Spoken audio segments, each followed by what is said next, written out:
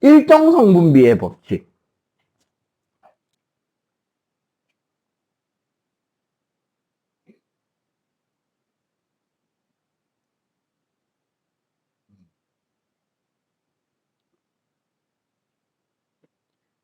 자, 간단하게 말해서 일정 성분비의 법칙이란 무슨 이야기냐? 원래는 여러분,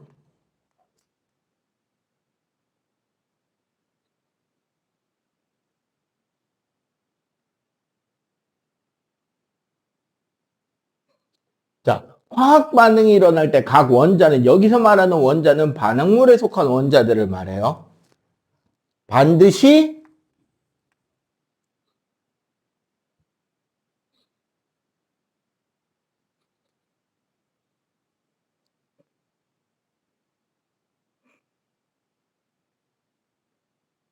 일정한 개수 비율로 반응한다는 소리예요. 자, 이게 무슨 이야기냐면, 봐봐. 물은 우리가 H2O잖아요. 맞지? 그럼 물 분자가 일어날 때는 수소 2개와 산소 1개가 반응해야 돼. 근데 예를 들어 반응비가 바뀌잖아? 수소 2개에 산소가 2개 반응할 수도 있어요. 이러면 화학식이 H2O가 아니라 뭐가 될까? 네. H2O2가 돼버린단 말이야. 얘 뭐게?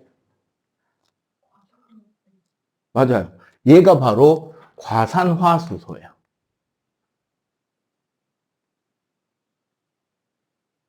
그러니까 반드시 정해진 개수로만 결합해야지 우리가 원하는 그 물질이 만들어지는 거란 말이죠.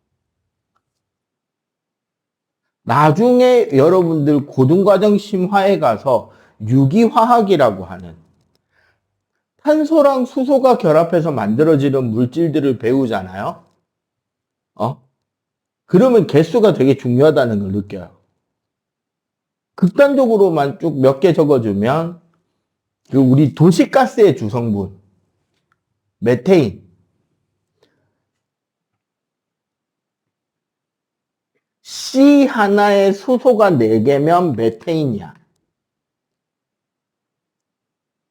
C 3개에 수소 8개가 붙으면 프로페인이야. 이 프로페인이 그 어른들이 말하는 그겁니다. 프로판가스. 탄소 4개에 수소가 10개 붙으면 뷰테인입니다. 요게 그 어른들의 말로는 부탄가스입니다. 그리고 여기서 분자가 쭉 더 커지잖아?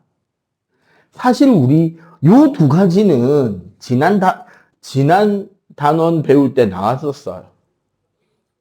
끓는 점을 이용한 액체 혼합물 분리에서 제일 끓는 점이 낮은 게 뭐였게? 석유 분리에서 제일 끓는 점이 낮게 분리된 거. 저 2개 섞여 있는 게 석유가스야. 여러분들 시내 다니다 보면 가스 충전소에서 막 택시들만 쭉 서 있는 주유소 비슷한 거 있잖아요. 거기에 택시에 넣어주는 가스가 얘랑 섞은 거란 말이에요. 겨울에는 얘를 좀 많이 넣어주고 여름에는 얘를 좀 많이 넣어주고. 얘가 끓는 점이 낮아가지고. 그걸 바꿔가면서 넣어주는데 그게 석유가스예요. 그럼 여기에 탄소수가 더 늘고 수소개수도 더 늘면 뭐가 될까? 나프타, 등유, 경유 중. 거기 나오는 기름들이 탄소랑 수소가 얘네들이 개수가 점점점 늘어난 커다란 분자가 된 거예요. 그러면 내가 원하는 어떤 물질을 딱 만드는 화학 반응은 결국 무슨 뭐다? 정확하게 정해진 개수로만 결합해야지 화학 반응이 일어난다는 거죠. 그래서 원래 일정 성분비 법칙은 원조는 개수비야. 근데 문제는 원자 개수 살릴 수 있어요. 우리가 실험하면서 살릴 수 있을까? 왜 못 살려? 볼 수가 없으니까. 그치? 너무 작잖아. 너무 작고 너무 가벼우니까 한 개, 두 개, 세 개 살리기가 힘들잖아요. 그래서 우리는 어떤 아이디어를 냈느냐? 이겁니다.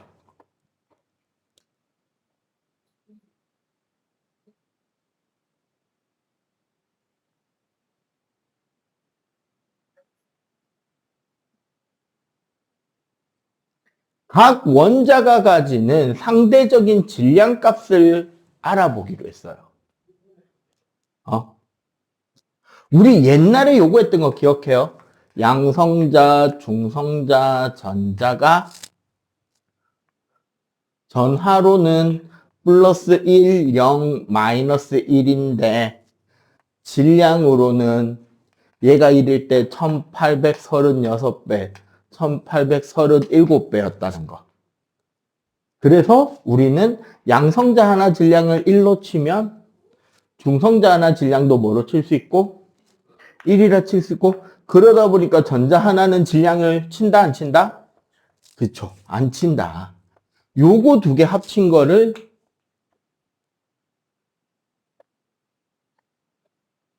질량수, 원자의 상대적인 질량수, 그리고 저 질량수를 탄소를 기준으로 해서 숫자를 바뀐 거를 우리는 원자량이라 그래. 비슷한 개념으로. 그래서 이 원자의 상대적인 질량값을 문제에 준단 말이에요. 자주 나오는 건 우리가 외워두면 좋은데 사실은 문제에서 줘요. 그 원자가 가진. 원래는 이게 어떻게 된 거냐면 이런 거야. 원래 우리 예를 들어 나트륨 원자번호 몇 번? 자, 빨리 머릿속을 돌려봅시다. 나트륨 원자번호.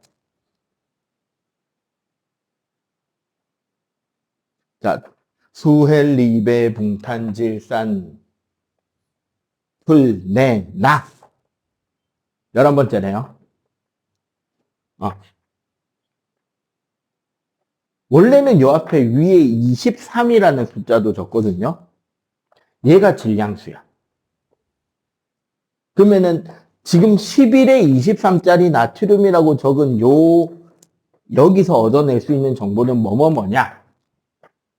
자, 일단 얘는 원자 번호가 몇 번이다? 11번이죠. 원자 번호가 뭐랑 같다? 그 안에 있는 양성자 개수와 같고 여기 이온 아니잖아. 맞죠? 이온이 아니면 얘는 뭐랑 같다? 전자수랑도 같죠? 얘네들이 몇 개? 11개다. 그리고 위에 적은 여기 23. 질량수는 양성자수 더하기 중성자수예요. 그게 23이라는 소리야. 그럼 중성자 얘 지금 몇 개 있다? 네, 12개 있다. 뭐 이런 것들을 알 수 있단 말이에요. 원소 기호로. 더 숫자를 많이 적으면. 근데 우리는 이 질량수 값, 얘네들이 일반적으로 쉽게 외우는 법은 수소를 제외하고, 대부분은 원자 번호 2배. 이거나 2배보다 살짝 크거나인데, 우리가 자주 쓰는 원소들은 대부분 원자 번호 10번 안에 거가 제일 많이 다뤄지거든요. 요 질량 보존 법칙에서는. 그래서 어떻게? 수소는 1, 탄소는 12, 질소는 14, 산소는 16입니다. 질량수가. 요 숫자를 대부분 문제에서 줘. 우리한테 미리 알려줘요. 우리가 외우고 있으면 어떻게 된다? 계산을 빨리빨리 할 수 있겠지만 꼭 안 외워도 되는 게 사실 문제에서 어떻게 된다? 저게 필요한 문제면 그 숫자를 어떻게 한다? 우리한테 미리 줍니다. 응? 그걸 주게 되면 여기에 지금 여러분들 132쪽에 나와 있는 물, 이산화탄소, 암모니아의 질량 비율 있잖아요. 개수비와 질량비를 찾아낼 수 있어요. 봐봐. 물 만드는 실험 볼게요. 저거지. 2H2 플러스 O2가 2H2O잖아. 반응물 사이에는, 여기 각원자라는 건 결국 반응물. 일정한 개수비를 작용하는데, 그럼 봐봐. 2H2면 수소 원자 몇 개예요? 4개지. 여기는 산소 원자 몇 개야? 2개잖아. 맞죠? 수소 하나 질량 얼마예요? 1. 산소 하나 질량 얼마야? 그럼 실제 질량비가 몇 대 몇이다? 4대 니까 몇 대 몇? 1대 8. 즉 얘랑 얘가 1대 8이면은 저절로 질량 보존 법칙에 따라서 얘는 얼마가 되는 거? 네. 그래서 수소 대 산소 대 물은 1대 8 대 9가 되는 거예요. 지금 책에는 1대 8로 돼 있죠. 그냥 1대 8 대 9라고 외우면 편해요. 암모니아 같은 경우. 자, N2 플러스 3H2가 2NH3잖아. 그러면 바로 써볼게요. N2니까. 개수가 몇 개? 2개인데 하나에 14짜리죠. 이거 대 여기는 총 개수가 몇 개야? 6개죠. 맞지? 수소 하나 질량 얼마다? 1이면 28대 6이니까 몇 대면? 그럼 암모니아는 질량이 얼마가 나온다? 네. 요렇게 비율이 결정이 난다는 거야. 그럼 그 밑에 볼트너트 문제 볼까요? 자, 요게 볼트죠. 얘 한 개가 5야. 거기에 꽂아 놓는 요게 너트거든. 너트 하나 질량이 2라고 돼 있냐, 3이라고 돼 있냐? 2죠, 2. 3인가? 너트 하나 질량. 2네, 2. 문제에서. 맨 밑에 있죠? 얘도 질량 하나 2라고 치자고. 그럼 우리가 어떤 물질을 만들자? 책에는 지금 BN2를 만들었죠? 그러면 BN2를 만들려면 B 플러스 2N이 BN2가 되니까 1 곱하기 5 더하기 2 곱하기 2니까 5대 4대 9의 비율로 결합이 되겠지. 맞죠? 그리고 이 일정 성분비 법칙의 가장 핵심이 뭐냐면 딱 정해진 개수까지만 만들 수 있다는 거야.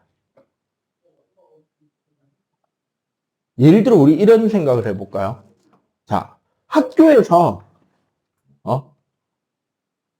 친구들을 다른 반 친구들까지 초대해서 우리 반 파티를 한다고 치자고 뭐 그런 일은 없겠지만 그래서 파티를 하려고 하는데 내가 친구들한테 사주고 싶은 대접하고 싶은 음식으로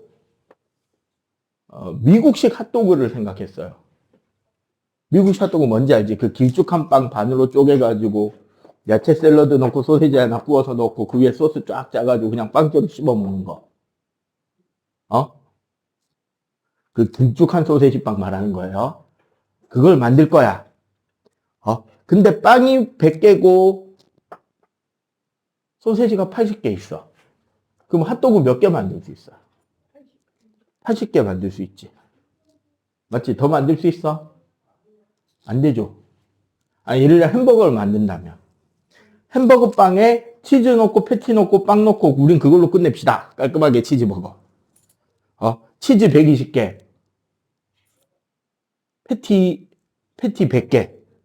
빵이 60개. 그럼 햄버거 몇 개 나와?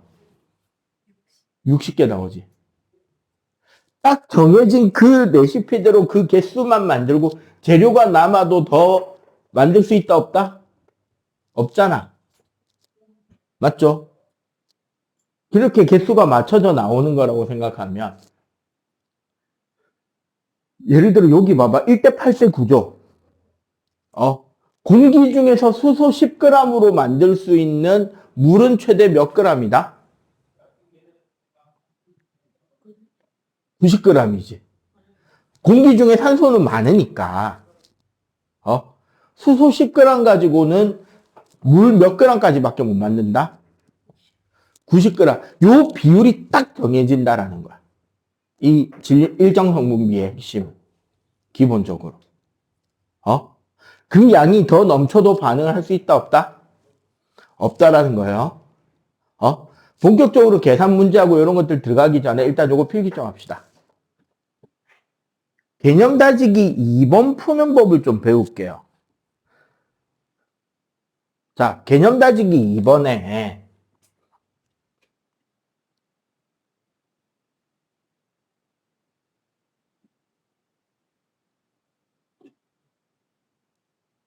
(3대 14대 17이라는 질량비가 잡혀 있잖아. 그치?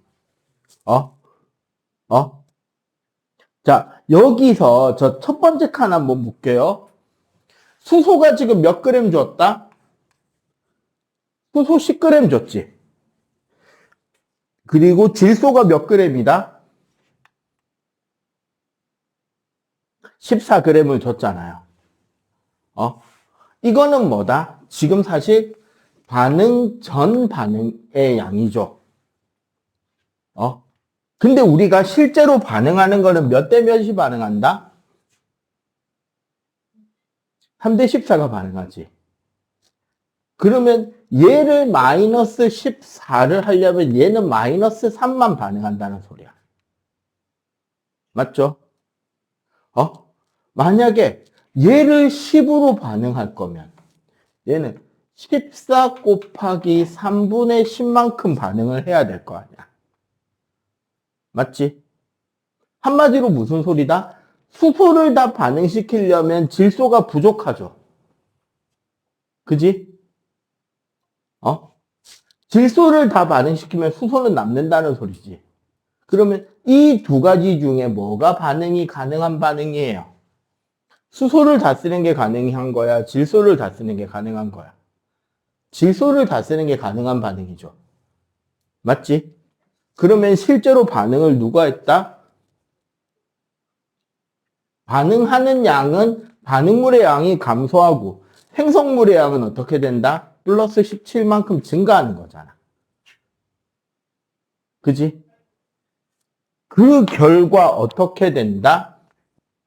반응 후에는 수소는 7g이 남았고 질소는 0이고 암모니아는 17g이 남았죠.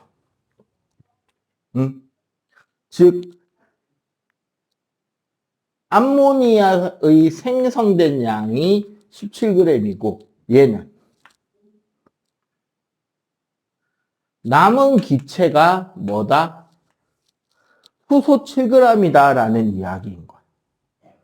요게 첫 번째 칸인 거죠. 요런 식으로 저기에 나와 있는 질량들을 하나하나 대입해 보면 돼. 두 번째 거도 하나 한 번 더 해봐 줄까? 자, 두 번째 거.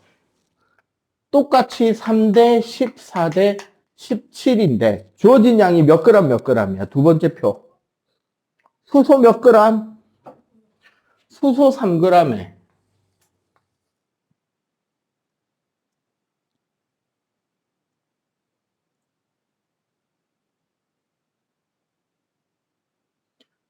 질소가 몇 그램? 17g 줬죠. 맞지? 그러면 수소 3g을 다 쓰는데 질소는 몇 그램 쓸 수 있어요? 그치? 14g 쓰고 암모니아가 17g이 생기는 거잖아. 그죠? 그러면 수소는 다 썼고 질소는 3g이 남았고 암모니아는 17g. 자, 얘가 암모니아고 얘가 뭐다? 남은 기체. 질소가 몇 그램 남았다? 3g 남았다. 이렇게 표로 확인할 수 있다는 거죠. 오케이?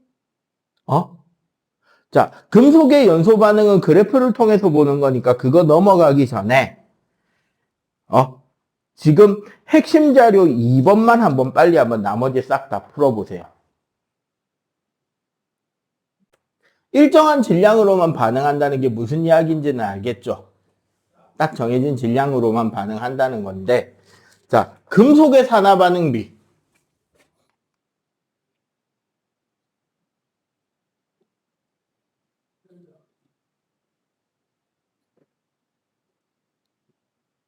중학교에서는 금속에 의한 산화 반응에서 질량비를 물어보는 금속 딱 두 가지 나와요. 마그네슘하고 구리입니다.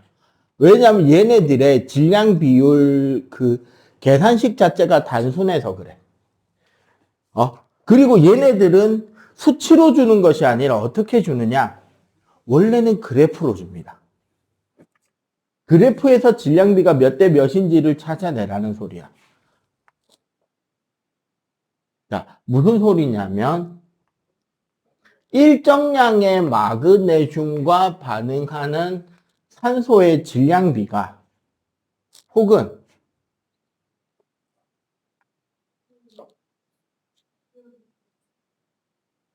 일정량의 마그네슘에서 만들 수 있는 산화 마그네슘의 질량비를 이야기하는 거예요. 자, 원래는 우리 맨 처음에 개수비였잖아. 일정성분비 법칙이. 일정성분비 법칙이 변하는 거예요. 원래 일정성분비 법칙은 원자의 개수비였는데, 맞죠? 우리는 이 원자의 개수비에 뭐를 곱했더니 각 원자의 질량수 혹은 원자량 값을 곱했더니 무슨 비가 돼버렸다? 반응물과 생성물의 질량비가 일정하다로 쓸 수 있다는 거잖아. 그래서 일정량의 마그네슘과 반응하는 산소의 양은 얘가 12g일 때 얘가 8g이 반응해요. 응?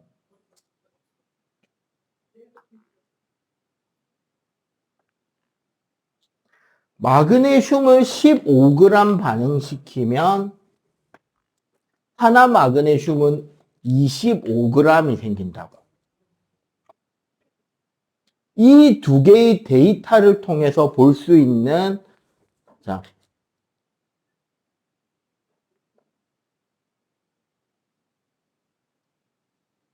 마그네슘이 산소와 반응해서 만들어지는 산화 마그네슘의 질량비는 몇 대 몇이다?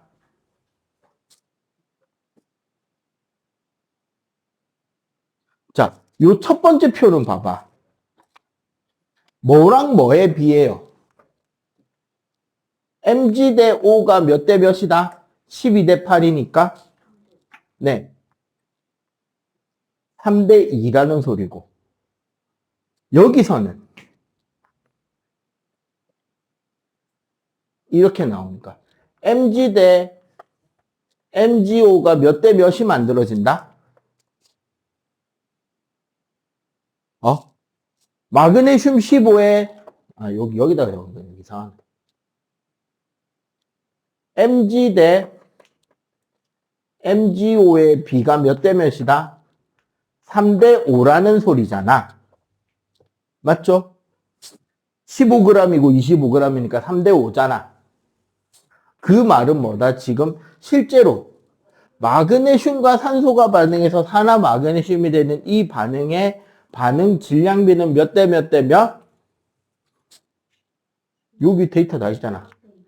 그치? 3대 2대 5라는 거야. 그럼 아까 개념 탐구 그 5번 문제 봐봐. 한 번 넘겨서. 개념 다지기 5번 문제. 마그네슘 30g을. 자, 여기 그럼 아까 한 거 그대로 적어보세요. 자, 마그네슘이 30g 있죠? 공기 중에서라고 했지. 공기 중에서 완전히 연소시키면 그럼 얘는 무한대로 쓸 수 있다는 거야. 한 마그네슘이 몇 그램 생긴다? 50g 생긴다는 거잖아. 그러면 얘는 무한대로 쓸 수 있지만 실제로 반응한 건 몇 g이다? 그치? 얘가 30g 쓰고 얘는 무한대에 있었는데 얘가 50g 생기려면 얘는 20g만 써야 되잖아. 공기 중에 있는 것 중에. 그래서 반응비가 몇 대 몇 대 몇이다? 3대 2대 5다라는 그 이야기예요. 요 실험이 하나가 더 있어.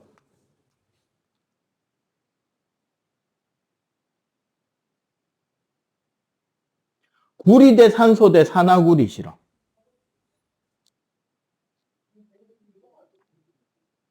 구리랑 산소 그래프랑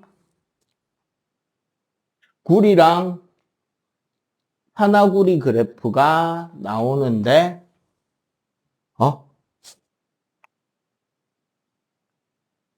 16대 4 혹은 20대 25 몇 대 몇 대 몇?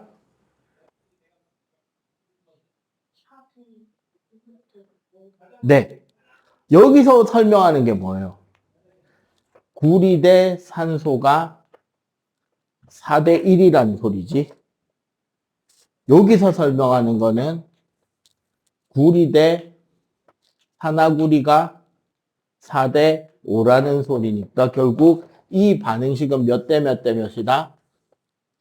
4대 1대 5의 비율로 반응한다는 걸 이야기하는 거란 말이죠. 물론 나머지 금속들도 하나하나 질량수 따져서 계산해보면 그 비율이 다 정해지는데 얘처럼 이렇게 단순하게 딱 자연수비로 딱 떨어지는 물질들을 찾기가 쉽지 않으니까 요 두 가지에서만 주로 출제가 나온다는 거죠. 오케이?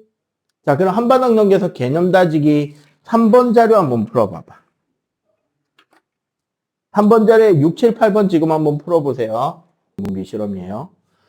우리 되게 이건 특이 케이스예요. 오해를 하면 안 되는 부분이 포함되어 있습니다. 이 실험식은.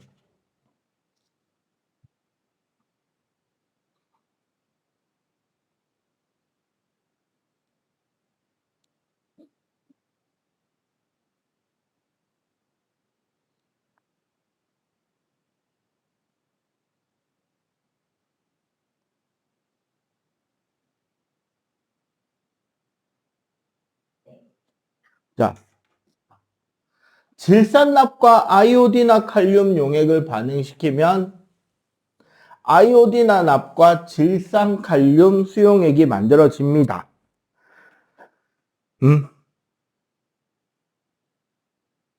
이 반응의 가장 재미있는 특징은요. 가장 재미있는 특징은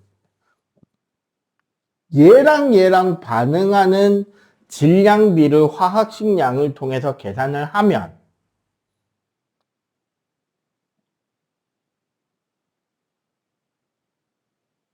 질량비가 1대 1이 돼요. 실제 계산해보면. 질산납의 화학식량이 아이오딘화 칼륨의 2배인데 아이오딘화 칼륨은 2부피가 그러니까 2배가 들어가야 된단 말이에요. 개수비로. 그래서 실제 반응하는 질량의 비는 몇 대 몇이 돼버린다? 1대 1이 돼버립니다. 계산해보면. 질량비가 1대 1이기 때문에 뭐도 1대 1이 될 수 있냐면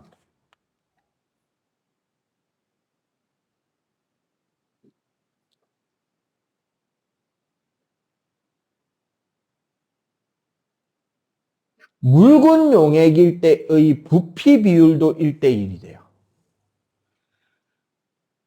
묽은 용액이란 무슨 소리냐? 질산납이나 아이오디나 칼륨을 소량 섞은 용액을 말하는 거죠. 완전 포화까지 아니더라도. 즉, 이 둘의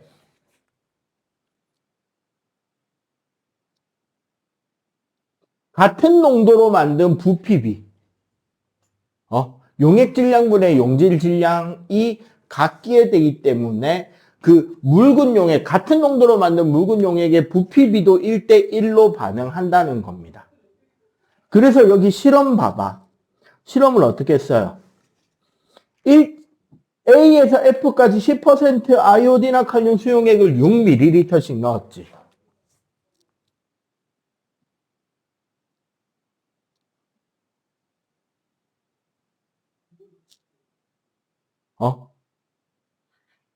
A, B, C, D, E, F. 6ml씩 넣었죠. 단위 밀리리터. 그 다음에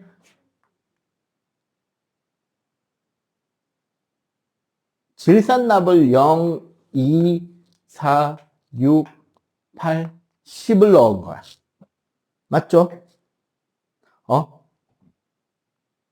그치?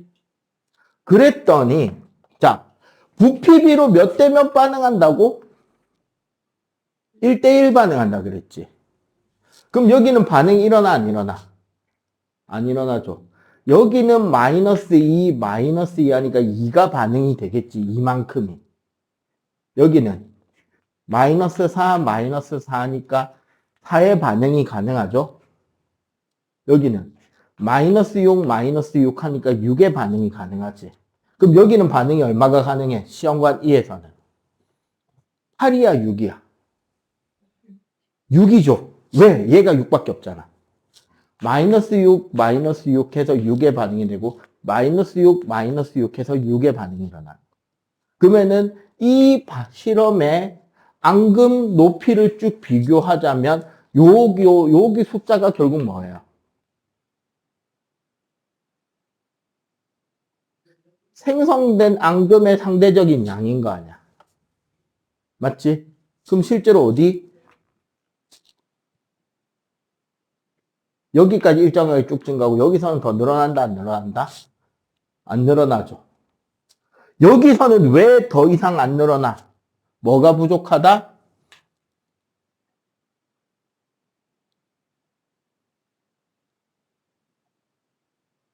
나비온이 부족하니까 더 이상 앙금이 안 생겼지, 앞쪽에서는. 요 뒤에서는 뭐가 부족한 거예요? 그치.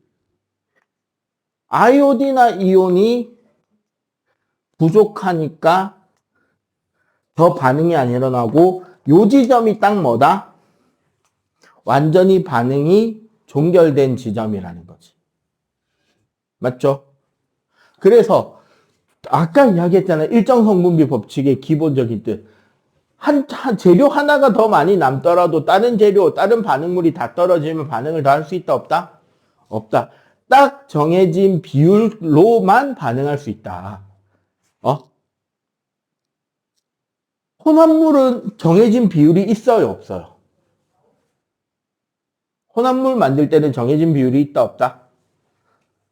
없죠? 선생님이 어젠가 유튜브 쇼츠 보다가 호주의 아이들이 제일 좋아하는 간식 마일로라는 간식이 있습니다. 그 네스킥 만든 회사에서 만든 거예요. 옛날 미국이나 호주 전체가 대공황의 대기근이 닥쳤을 때 아이들이 영양실조로 쓰러지는 너무 몸이 약해진 걸 보니까 그 초코우유 가루 네스킥 만드는 회사에서 네스킥에다가 다른 곡물이라든가 이런 탄수화물이라든가 다른 영양소를 넣어서 만든 가루인데 그거를 먹으면 이제 최소한의 충분한 양의 영양소를 섭취할 수 있는 거야. 아이들이 건강히 자랄 수 있는. 단점이 하나 있어요. 우유에 잘 안 녹기 시작한 거야. 막 여러 가지를 때려 넣다 보니까. 입자가 너무 커져서 잘 안 녹아. 그래가지고 진짜 고민을 하는데 마지막에 실제로 그걸 먹어야 될 아이들한테 시식회를 한번 열어봤대. 그랬더니 아이들 반응이 우유에 안 녹아도 안 녹은 채로 이렇게 바삭바삭해서 좋아요라는 반응이 나와서 그대로 출시를 했다네. 이게 지금 호주 사람들은 그걸 어떻게 먹냐. 보통 우리 생각할 때는 우유에 뭐 제티나 네스키를 이런 다 먹으면 이만큼 우유에 가루를 한두 숟가락 넣고 우유에 완전히 녹여서 쭉 마시는 게 정상으로 생각하잖아. 호주 사람들은 커다란 머그컵에 가루를 잔뜩 붓고 우유를 극소량 넣은 뒤에 우유로 그냥 뭉쳐지기만 하면 뭉쳐지게 만들어서 숟가락으로 떠먹는다나? 정해진 비율이 있어요, 없어요? 이건 혼합물이니까. 없죠. 자기 취향대로지. 여러분들 집에서 그 시리얼, 콘프라이트 같은 시리얼 우유에 말아 먹을 때 콘프라이트 양과 우유의 양이 정해져 있어, 안 정해져 있어? 안 정해져 있지. 그러다 보면 나중에 이제 특히 남학생들이 한참 크기 시작할 때 시리얼에 맛들이면 어떤 문제가 터지는지 아냐? 밥그릇에 시리얼을 받아와. 밥그릇이 답답하다고 보통 국그릇에 받아오죠. 그리고 거기에 우유를 부어. 막 퍼먹어. 우유가 남았지. 시리얼을 다시 받아와. 시리얼을 부어. 퍼먹다 보니까 우유가 다 떨어졌어. 그럼 어떻게? 냉장고로 가. 우유를 들고 와. 우유를 부어. 퍼먹어. 우유만 남았네. 또 시리얼을 들고 와. 되게 배고플 때 이런 적 있어, 없어? 해봤지? 이거 특히 집에 그냥 아무 맛도 없는 콘프라이트 말고 오레오 오즈라던가 아몬드 브레이크 같이 달달한 시리얼이 집에 있는 사람들 국룰이죠. 시리얼이 부족해. 시리얼 더 받아오고. 우유가 부족해. 우유 더 부어놓고. 우유가 남았어. 시리얼 더 부어놓고. 하다 보면 한 통 다 먹죠. 왜? 혼합물이잖아. 혼합물은 비율이 정해져 있다, 정해져 있지 않다? 정해져 있지 않다. 하지만 화합물은 화학 반응을 하기 위해서는 뭐가 정해져 있다? 딱 정해져 있는 원래는 원자들의 개수비였고 원소마다 정해져 있는 질량이 있다 보니까 결국 뭐의 비율이 일정하게만 반응할 수 있다?